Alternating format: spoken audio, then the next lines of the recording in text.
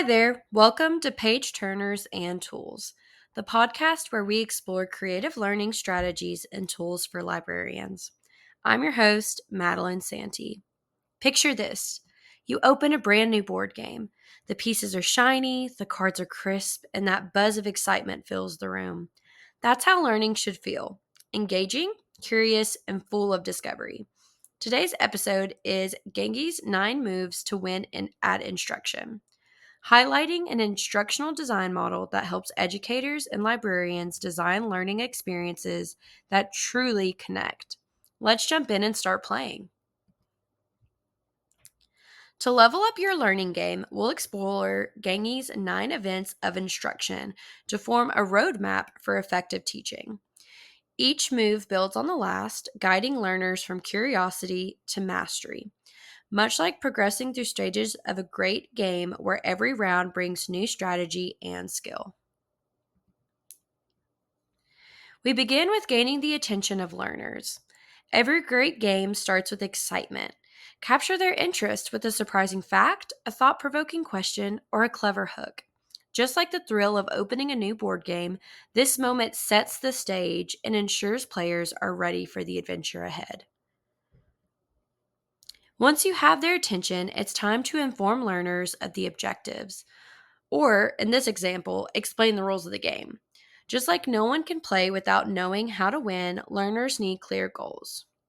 For a classroom example, you could say, by the end of this session, you will be able to find peer-reviewed articles using the library's databases. When learners understand the objective, they can focus on strategies that help them succeed. Encourage connection on prior learning, or tap into your board game history. They're both about building on what learners already know. Think about how you remember the strategy from a game you've played before. You don't start from scratch every time. Learning works the same way. Before introducing a new concept, ask learners to recall how they've searched for information in the past, or how they judge whether a source was reliable. Drawing on those experiences strengthens understanding and helps new ideas stick. Now we present the content or lay out the pieces of the game. This is the teaching phase, the moment when you explain, demonstrate, or share key information. Keep your content clear and organized, and use visuals, examples, or demonstrations to make complex ideas more approachable. Like setting up a board before the first move, this step ensures everyone knows what they're working with. Once the pieces are on the board, provide learners guidance or offer strategy tips. Even experienced players appreciate a few hints. You might model a database search, walk through evaluating a source, or point out time-saving tools. Guidance helps learners avoid frustration and build confidence before they try things independently. Now it's time to promote performance, or take your own turn, where learners get to apply what they've learned in a real library setting. This might look like students completing a hands-on activity at the research computers, running searches across multiple databases, comparing results, or practicing how to cite their sources. You're giving them space to explore, make choices, and learn through doing. Just like in a game, this is the moment where everything clicks, where strategy turns into skill. After learners take their turn, it's essential to provide feedback or review the scores. Feedback is how players improve. Instructors might comment on progress or ask learners to share what worked and what didn't. Whether it's quick verbal feedback or short written reflection, this helps learners adjust their strategy and feel confident moving forward. When learners have practiced, it's time to assess the performance, the final challenge. Every game has that decisive round where players put their strategy to the test.